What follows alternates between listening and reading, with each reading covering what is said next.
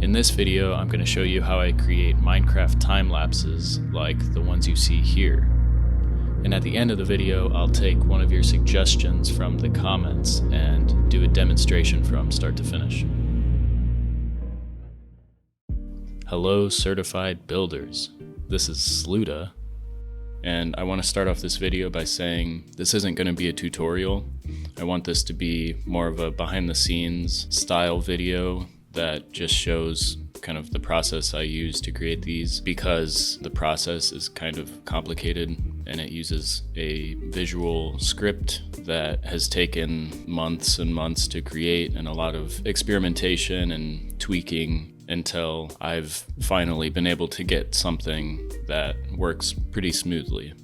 The software I use is a 3D modeling software called Rhino, and within Rhino there is this visual programming interface called Grasshopper that allows you to make these scripts that help you do things in Rhino. And just as a comparison, I believe Blender has something similar to this visual programming interface, where you kind of have these nodes or components that they work left to right, and each component has an input and an output, and you plug things into each other and they do things. So just to kind of give a high-level explanation of the script that helps me make these time lapses, it kind of works in 3 steps. In the first step, which is like this portion, it voxelizes the 3D model, and so that's what it's doing now. It takes a little bit, you can see. So you can see I just plugged in this kind of leaf into it, and it voxelizes it, which for those that don't know, voxels are essentially 3D pixels. Minecraft is a voxel-based game. Each block could be called a voxel. And so the reason I voxelize it is because each voxel, well, besides being able to visualize how it would look in Minecraft, the main reason is because each voxel has a coordinate. And those coordinates are how I'm able to get it to communicate in Minecraft, because obviously Minecraft has coordinates as well. And so the first step is to voxelize it. And then the second step is this step, which is probably the most important. This step is where I basically decide how I want it to render out in Minecraft. So for example, if I wanted it to start generating blocks on this end and then work from left to right, I could do that. Or I could do the opposite direction. I could make it follow along a curve if I didn't want it to generate in just a straight line, for example. And so that sorts the points. And so once I have that list of coordinates, I can move on to the last step, which is all of this. And this is pretty much just applying materials, so block types, to each point. And so you can see these are just left over from my last video, where I have these yellow textures, and they're just plugged into here, where I can set the percentage of each. I can make it a random texture or more of a gradient texture. You can see here, these are kind of texture groups that I've used that I can just keep here and use in the future if I need to. And then the rest of what's happening here is just to create commands. And so it takes those coordinates and it creates this long command where each command is for one block. And so it's this long list of 1077 commands, again, one for each block. And then that's it. So this is all I need, is this long list of commands. And then all I do is copy and paste this into a Minecraft function. Then I run the function in Minecraft and then it generates.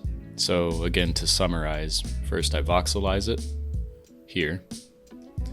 Then I sort the coordinates here. Then I create the commands here. And then I run the long list of commands using a Minecraft function. Okay, let's do a demonstration now. Artemius8523 left this comment suggesting I make something based on fractals, which is a great idea, and this person leaves a lot of comments with really amazing ideas, and so do a lot of people, honestly, which I appreciate. So according to Google, a fractal is a curve or geometric figure where each part has the same character as the whole, and fractals are useful in modeling structures where similar patterns recur at progressively smaller scales. The first thing I have to do is create a 3D model, and I did a bit of searching online on how to create some fractal things using Grasshopper, and so I will do that now.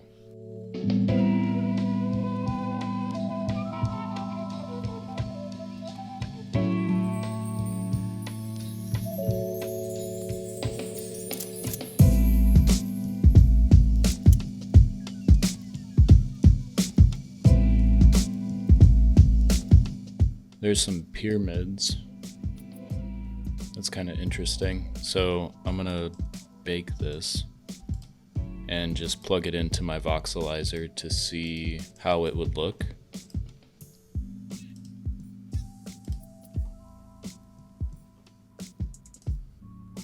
Interesting. Well, I think we might just go with this. So there's our 3D model. Again, for the purpose of this video, where I'm just kind of showing how I do this, I'm not going to spend too much time thinking about like a cool way that this could generate. I'm just going to take one of the four and start with that, and I'll just do a bottom up generation. So now we can kind of zoom into here and see how it will look in Minecraft. Now that it's voxelized, we have these points. 18,000 points. Okay, I think we'll just do it by height, and let's add some jitter. So maybe 10% jitter and see what that looks like. We'll set our blocks, maybe something bright. So yeah, like this light pink texture might be kind of nice.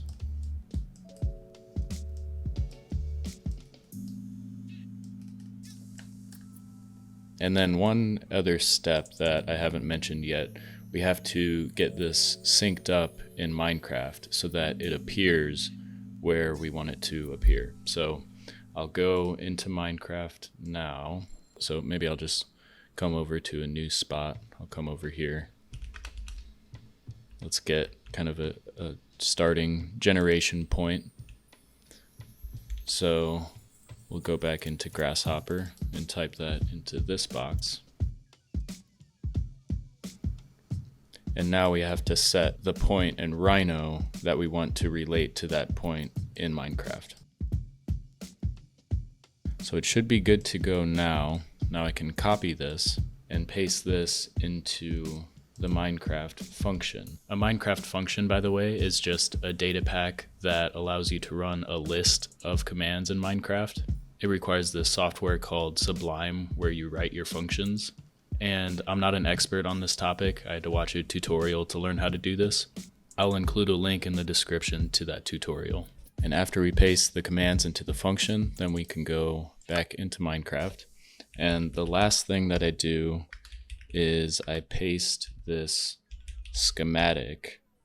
By the way, I call this tool Smoothie because it helps me make these smooth time lapses. And so then I paste this little schematic. So I have the reset button on the right and then the on and off switch on the left. And just to kind of go into here to show you guys what's going on. Basically, I have a scoreboard set up. Everything that happens in here just adds 1 to the scoreboard really fast. And in the function, it says whenever the scoreboard reaches whatever number, it places a block at that coordinate. All of this that's happening in this box is to make the counter go up really fast, the timer. And similar to the Minecraft functions, I'm not an expert on this scoreboard process and how all of this kind of works. So I'll include another video in the description, or maybe a couple of tutorials on how that process works. And I think that's it. So I'll hit the reset button here. Sometimes it messes up. And so hit the reset button, which puts that timer on the right side to 0. And then whenever I flip this switch, it will start generating. And so first I have to record it, and there it goes. So yeah, you can see it goes pretty quickly without a whole lot of lag. The reason it's kind of going somewhat randomly like that is because we added that 10% jitter to it. So yeah, now we just wait for it to finish. Now it's done. I'll hit pause on the recording. I'll come down here and turn this lever off so that it stops counting upward. Looks like there's some little modeling errors happening here, which usually when that kind of thing happens, I'll fix it in the model and just kind of re-export the coordinates, but I think it's fine for now. So I'll kind of speed through this process again for the other 3 triangles and go from there.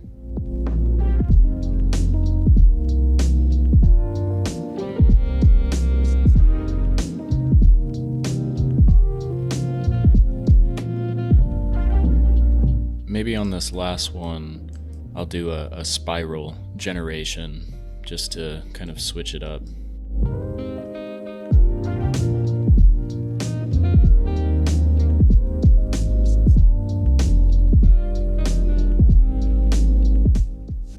So it didn't put the last triangle at the top. I'm not sure why. I'm using a data pack called 1024 block height, which, as you could probably guess, raises the block height to 1024. I didn't realize that I was that close to the maximum, so that's why I didn't place the last pyramid. That's kind of unfortunate, but I think we're just gonna go with it. So, okay, I'll stop recording. Everything else is just making the recording file with replay mod. And so to make it look like how it does in my recent videos, I have to switch my shaders to BSL, and I just used some custom settings to give it the black sky backdrop that makes it feel like it's in space. Now I just set the camera path to be something interesting.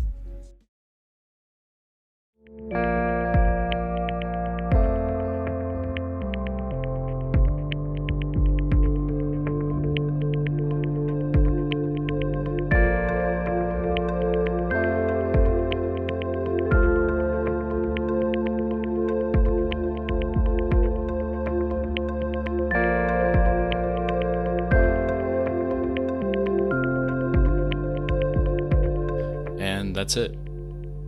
I hope I explained everything clearly, but definitely leave a comment if you have any questions or thoughts. I'm glad you guys enjoy these time lapses. They're fun for me to make, and I have a lot of ideas to try out in future videos, so stay tuned for those. And I guess if you made it this far, I can give you a brief update on the mega build I'm working on.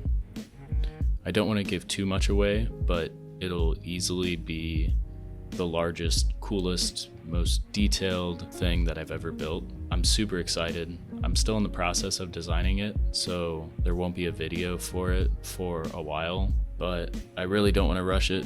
I want it to be as perfect and complete as possible. I think that's it. Thanks for watching. Bye.